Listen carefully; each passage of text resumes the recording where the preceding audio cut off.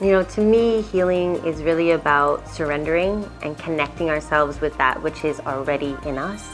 And so I see my job and my purpose and calling as supporting people in hearing their true, authentic voice and moving all the stuff in the way, the cloud, the fog in the way, so that they can really listen in and live out their calling.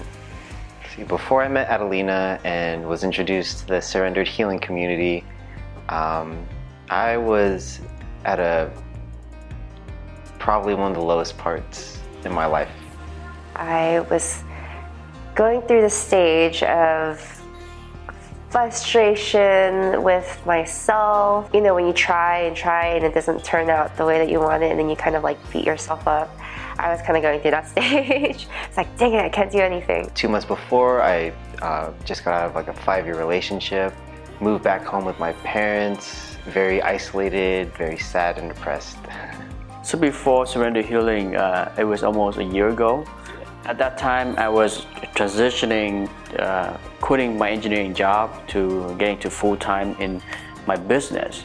So at that time, you know, I was worried about, you know, how I was able to do that. I was also yearning for a closer connection to the divine, because the days seemed mundane and that it would just go by without me noticing. So I want to have more agency in my own life and have a better sense of where I want to steer it towards. I felt kind of misguided and kind of like fogged in the mind in terms of the direction that I wanted to go. I just felt like I was lacking trust in myself. When I first start with a client, you know, the first thing is really assessing what's going to best serve them. It may be a one-on-one situation, or it may be a group experience if they're needing that community feel. And then I also do workshops and keynote speeches to really serve larger communities in getting connected with their higher self and in moving past any fears or doubts and into a life that they would love. In the past, I was a social worker and counselor, and I loved doing that work because I supported people to get to a place of coping. But what was frustrating for me was once they started coping, I would no longer qualify to serve them. So I would see them get out of depression, stop being anxious, but then I wouldn't be able to support them past just surviving into flourishing, having the best jobs that they would love, their dream life. And I wanted to support people into living their best life possible. And so I left the field and started my own business as a spiritual life coach. I feel like I'm definitely living a life more centric on faith, joy, celebration, and just more of a sense of confidence in everything that I do.